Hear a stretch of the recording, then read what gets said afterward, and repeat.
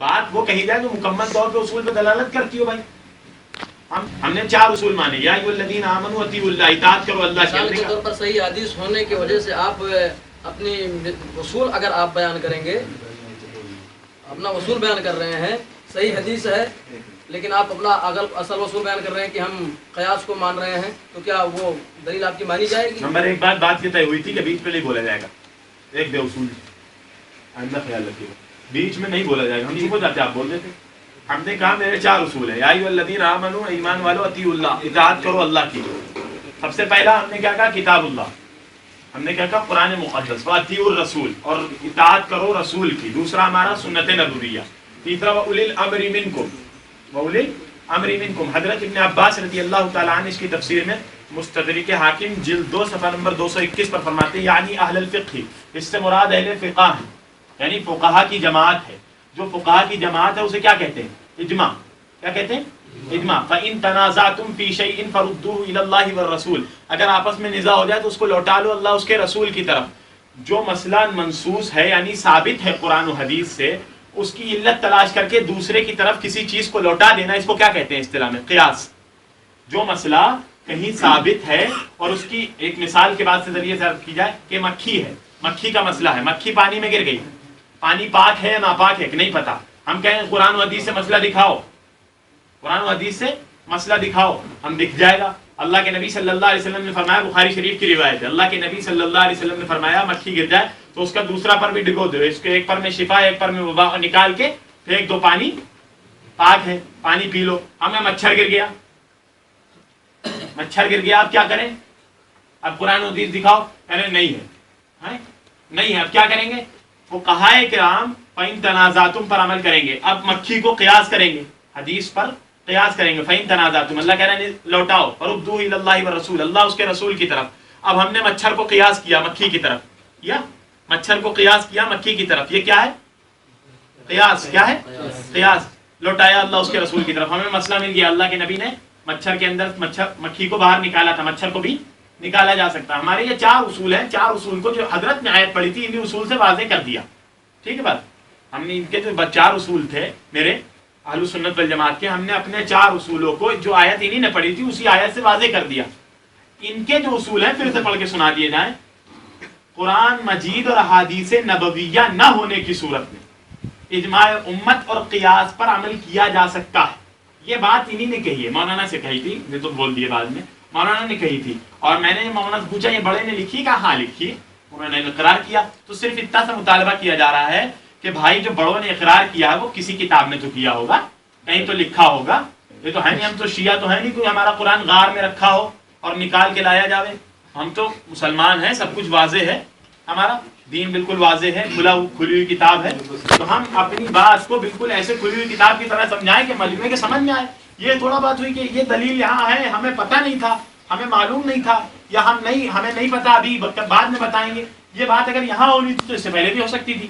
یہاں بات ہونی مجموعے کے سمجھ میں آئے، آخری بات ہو کہ مجموعہ لے کے جائے کچھ. بھائی اپنے جو اصول آپ نے بتا دیے اس پر آپ کوئی واضح بات کر دیں یا کہہ دیں یہ اصول میرے کسی اکابر نے نہیں لکھے یا لکھے ہیں مجھے نہیں پتا. بس اتنی سی بات آپ کو کہنی ہے. آپ اپنے اصول کو ایسی آیات پڑھ رہے ہو اور اس میں آیات سے غلط استنباط کر کے اپنا اصول ثابت کرو تو کہیں بے اصولی ہوئی ایک طرح سے کہا جائے. جب آپ کے سامنے ہماری آواز ایسے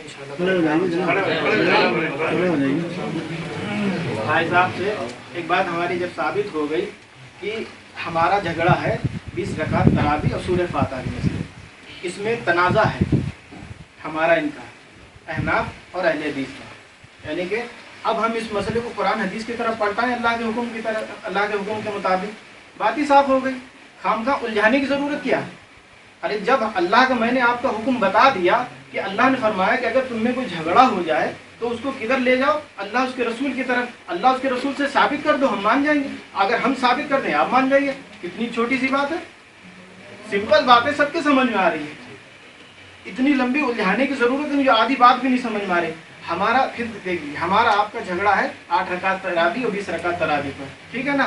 اور سورہ فاتحہ امام کے پیچھے پڑھنا چاہیے یا نہیں پڑھنا چاہیے، یہ ہمارا ہے. اب اس میں آپ نہیں پڑھتے ہم پڑھتے ہیں، ایک تنازع ہو گیا. اب اس جھگڑے کو کہاں لے جائیں گے؟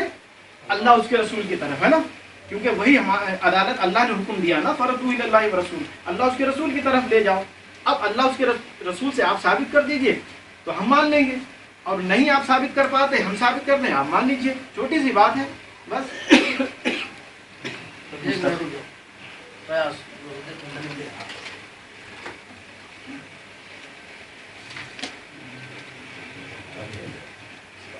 قیاس کی جو تعریف آپ نے پوچھی تھی کہ آپ جو ہے دلیل آپ دیں قیاس اور اجماع کی.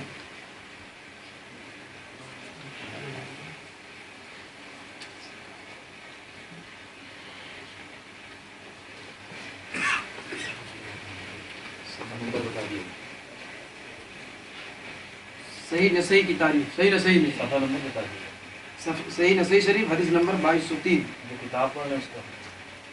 یہ ہمارا فقہ الحدیث ہے, فقہ الحدیث ہے, پیج نمبر 58.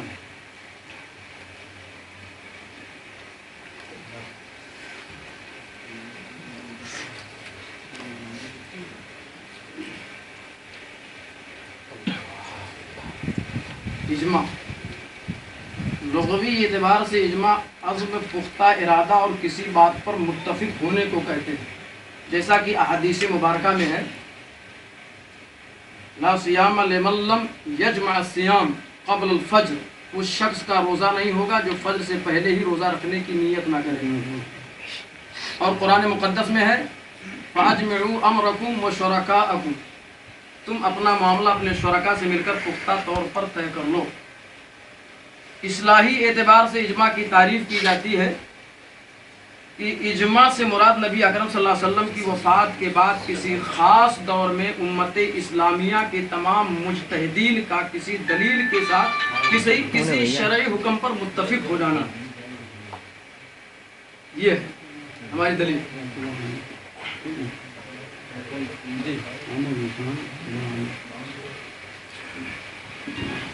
حضرت نے جو بات کی اجماع کی بات بتائی کہ اجماع سے کہ پھر تو وہی سوال ہے کہ بھائی اتنی دیر کی بات میں ہم نے اجماع تو پوچھا نا کسے کہتے ہیں, ہم نے یہ پوچھا تھا اجماع کسے کہتے ہیں؟ نہیں, ہم نے یہی کہا تھا بھائی یہ جو آپ نے دلیل لکھی ہے کوئی بات ہم نے پوچھی نہیں ان سے کہ اجماع کسے کہتے ہیں, قیاس کسے کہتے ہیں. ہم نے صرف یہ کہا تھا جو آپ نے دلیل لکھی قرآن اور احادیث نبویہ نہ ہونے کی صورت میں ہم اجماع امت کی طرف جائیں گے اور قیاس پر عمل کر سکتے ہیں. قرآن اور احادیث نبویہ نہ ہونے کی صورت میں اجماع امت اور قیاس پر عمل کر سکتے. اجماع کا معنی تو پوچھا نہیں تھا, الحمدللہ اجماع کا معنی پتہ ہے, پوچھنے کی ضرورت کیا. اور دوسری بات جو حضرت نے فرمائی کہ جو یہ دعویٰ انہیں نے ابھی لکھ کے دیا, اگر یہ دعوی ہم دونوں کے نزدیک مسلم نہیں ہوگا تو بات صحیح چلے گی. بھائی کی جو بات تھی مستقیم بھائی کی, مستقیم بھائی کہہ رہے ہیں ہمارا چھوٹا سا مسئلہ ہے, فَإِن تَنَازَعْتُمْ فِي شَيْءٍ فَرُدُّوهُ إِلَى اللَّهِ وَالرَّسُولِ, آپس میں اختلاف ہو گیا اس کو لوٹا لو اللہ اس کے رسول کی طرف. یعنی قرآن و سنت دیکھ لو, ہم دونوں میں 20 رکعت تراویح کے مسئلے میں اور فاتحہ خلف الامام کے مسئلے میں اختلاف ہے, اور قرآن و سنت دیکھ لیں. یہ حضرت نے یہ بات کہی اور آپ نے مطلب اتنی لمبی چوڑی تقریر کری, کسی کی سمجھ میں آئی نہیں آئی, میری اتنی چھوٹی سی بات ہے. یہ کون سی بات ہے؟ اندر کی مناظرے کے اندر کی بات کر لو, اس پہ 20 رکعت تراویح اور قرأت خلف الامام پر, اس پر بات کر لو اور قرأت خلف الامام پر, اور جو دو اصول لکھے ہیں اس سے بات ہٹ جاؤ.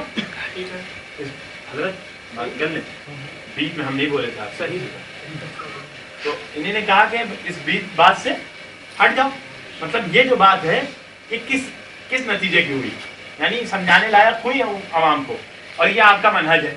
بھائی بات تو منہج کے ذریعے سمجھی جائے گی, آپ کے ذریعے سے سمجھی نہیں جائے گی. فَإِن تَنَازَعْتُمْ فِي شَيْءٍ فَرُدُّوهُ إِلَى اللَّهِ وَالرَّسُولِ, ہم نے ابھی بتایا وضاحت کے ساتھ. فَإِن تَنَازَعْتُمْ فِي شَيْءٍ فَرُدُّوهُ إِلَى اللَّهِ وَالرَّسُولِ کیا ہے, لوٹانا کیا ہے اللہ اس کے رسول کی طرف, اور کن مسئلوں میں لوٹایا جائے گا, ہے نا بات.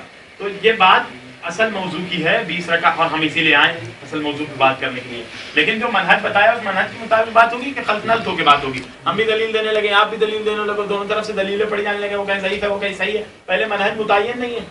جب شروعاتی میں اختلاف ہے تو اندر جا کے کتنا اختلاف ہوگا, بات واضح ہو پائے گی. بھائی جب شروعات میں اختلاف ہوگا تو اندر بات کے درمیان میں بات واضح ہو پائے گی. جب شروعات میں متفق ہوں گے, ہم کہیں ابھی اجماع امت پڑھیں گے, ہم کہیں ابھی ہم اجماع امت پڑھیں گے, آپ کہو گے نہیں یہ آپ نہیں پڑھ سکتے کیونکہ حدیث نہ ہو نبویہ نہ ہونے کی صورت میں اجماع امت پہ عمل کیا جاتا ہے. تو میں کہہ رہا ہوں پہلے اس کی دلیل دے دو, واضح تو ہو جائے یہ بات ہی غلط ہم کہیں تب. अरे अपनी जो मुकम्मल बात की, हमने जो बात की उसकी दलील दी कि नहीं, आपको समझ में आई? हमने जो बात की उसकी दलील दी कि नहीं दी? नंबर 1 हम किताबुल्लाह को मानते हैं, नंबर 2 सुन्नत रसूलुल्लाह को मानते हैं, नंबर 3 इज्मा उम्मत को मानते हैं, नंबर 4 क़ियास शरई को मानते हैं। हम इन चारों उसूलों पर अपने अकाबिरीन से भी और कुरान और सुन्नत से भी, कुरान और सुन्नत से भी दलील देने के लिए तैयार हैं। आप भी अपने इन जो दो उसूल लिखे हैं आपने, आप भी अपने उसूलों पर कुरान और हदीस और अपने अकाबिरीन से दिखा दो, बस मसला खत्म, बात आगे बढ़े। जो आपका मकसद है कि बात 20 रकात तरावी में होने लगे, बस इतनी सी बात है। या यूं कह दीजिए एक मसला और है, या यूं कह दीजिए मुझे पता नहीं कहाँ लिखा है। जैसे मौलाना ने इकरार किया, उन्होंने इकरार किया कि हाँ भाई है, साबित तो है, हमारे अकाबिरीन का मसला है, लिखा भी है, लेकिन ये लिखा है कहाँ लिखा है ये मौलाना बता दें, बस बात खत्म हो जाए, आगे बढ़ेगी बात हमारी तरफ से। आपने बात कही, जैसा आपने बताया कि अपना मनहज बताते हैं, है ना, यही कहा ना आपने, हमारा मनहज आपका मनहज अलग अलग है। पहले ये तस्लीम करिए, पहले ये कहिए हाँ अलग अलग है, मतलब हमारे नबी आपके नबी अलग अलग है। हमारा मनहज कहाँ से आएगा?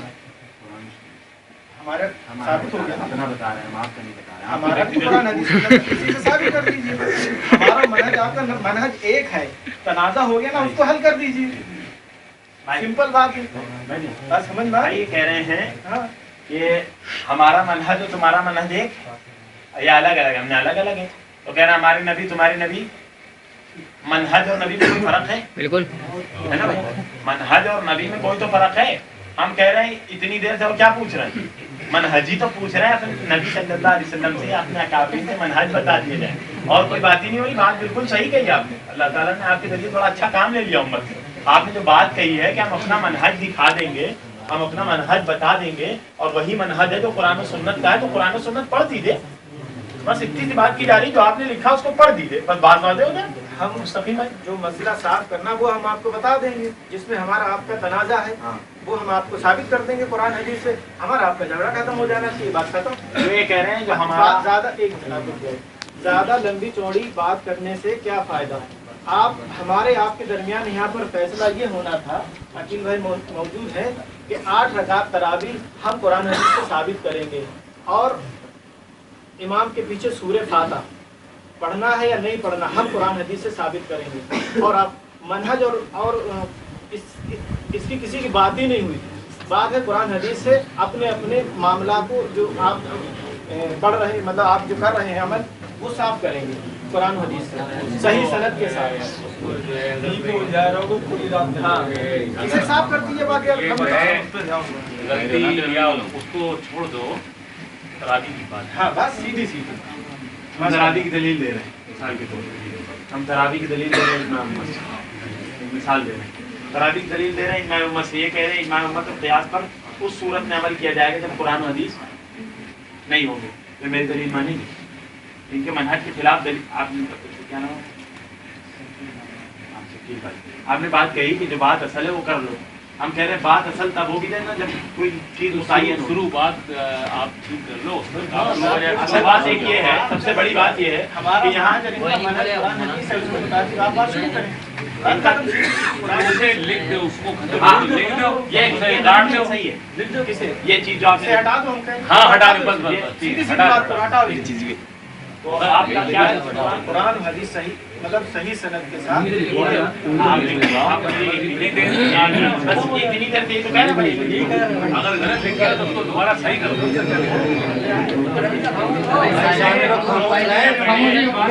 अरे भाई आप लोग बिल्कुल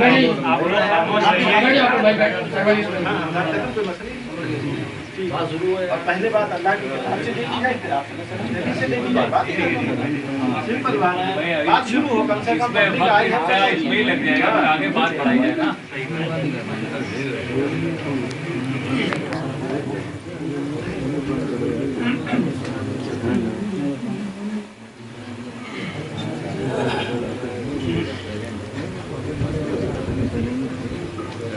पानी नहीं मांग रहे।